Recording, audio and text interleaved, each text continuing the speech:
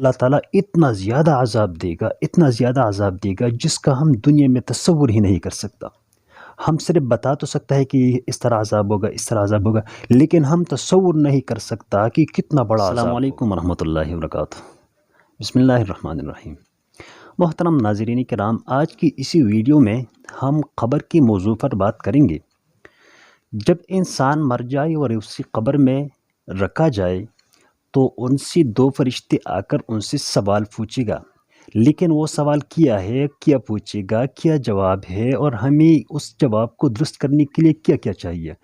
ہم نے ضرور جانا ہے قبر کو، ہم نے ضرور جانا ہے قبر پہ۔ تو قبر پہ اگر جانے سے پہلے ہم قبر جانے کی ان سوالات کے لیے یہاں سے تیاری کریں، اور آج کی اسی ویڈیو میں بتاؤں گا کہ وہاں جانے سے پہلے ہم ان امور کو اختیار کرنا ہے جن سے ہم کو وہاں پہ آسانی ہو۔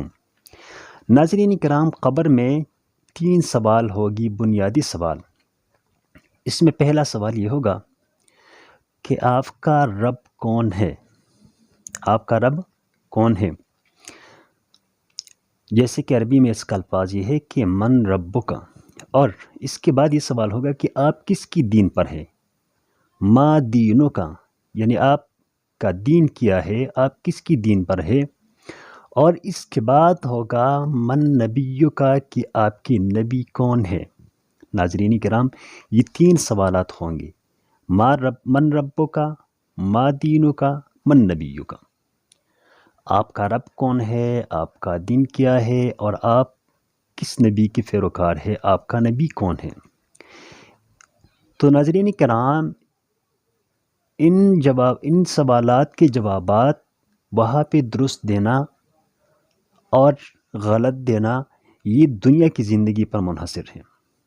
ہم اگر دنیا کی زندگی میں کچھ ایسا کریں کہ اللہ کو راضی کرے، رسول اللہ مبارک کے طریقوں کو اختیار کرے، اور قرآن اور احادیث کو یہاں ہم مضبوطی سے تھامیں، تو انشاءاللہ وہاں پہ جب ہم جائیں گے تو ہمارے جوابات درست ہوں گے۔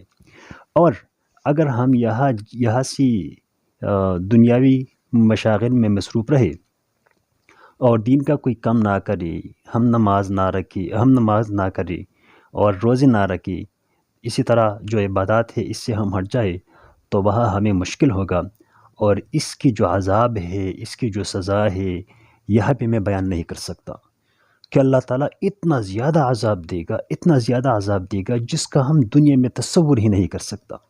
ہم صرف بتا تو سکتا ہے کہ اس طرح عذاب ہوگا، اس طرح عذاب ہوگا، لیکن ہم تصور نہیں کر سکتا کہ کتنا بڑا عذاب ہوگا۔ تو اس عذاب سے بچنے کے لیے ہمیں اللہ تعالیٰ کی دین کو مضبوطی سے اور اللہ تعالیٰ کی دین پر عمل کرنے کا جو طریقہ کار ہے، یعنی دین پہ ہمیں عمل کرنا چاہیے۔ تو ناظرین کرام، آج کی اسی ویڈیو میں نے صرف اس پر بات کیا کہ قبر میں 3 سوالات ہوں گے۔ انشاءاللہ ہم اگلی ویڈیو میں قبر کے عذاب کے بارے میں بتائیں گے کہ قبر کا عذاب کس طرح ہے، اور آپ اپنے رائے کمنٹ سیکشن میں شامل کریں کہ کس موضوع پر بات چیت کرنی چاہیے۔